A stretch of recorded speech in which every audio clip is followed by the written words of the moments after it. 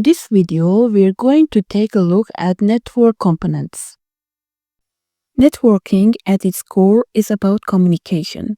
Just like two people talking, computers need specific components to communicate effectively. Let's break it down. At a bare minimum, networking requires two devices that can send and receive data. These devices need a medium, like a cable, Wi-Fi, or even light, to carry the data between them. But just like in human communication, there have to be rules, or a protocol, to make sense of the information being exchanged. Think of it like two people talking.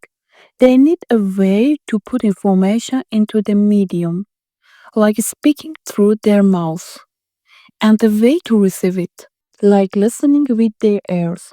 But if they don't share the same language, they won't understand each other. In networking, the language is called a protocol. In networking, devices connected to the network are called nodes or hosts. Some nodes, called endpoints, are the starting point or destination of data, just like two people in a conversation. Others, like routers or switches, act as redistribution points, helping data reach the right place, like a phone call passing through a telephone network. Every endpoint needs a way to connect to the network. This is done using a network interface card, or NIC. The NIC connects to a medium, whether that's a wired connection, radio waves, or wireless networking, or even light in fiber optic cables.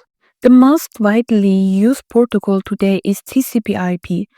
It's actually a suite of protocols working together to ensure smooth communication. Through TCP and IP are acronyms, most people just call it TCP/IP.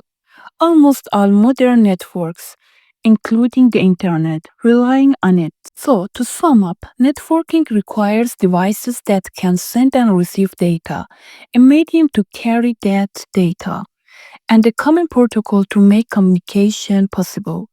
Whether it's people talking or computers exchanging information, the same fundamental principles apply. In this part, we're going to take a look at node functions. Imagine you walk into a coffee shop. You place an order with the barista, who makes your coffee and serves it to you. But what if, instead of ordering, you simply made your own coffee using a self-service station?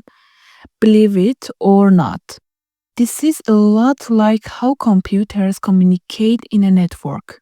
In networking, a server is like the barista in a coffee shop. It provides service, whether that's a website, a file, or an application, to clients, which are the computers or devices requesting their service. The customer in this case is the client. When you visit a website, your computer, the client, sends a request to a web server, which delivers the website back to you.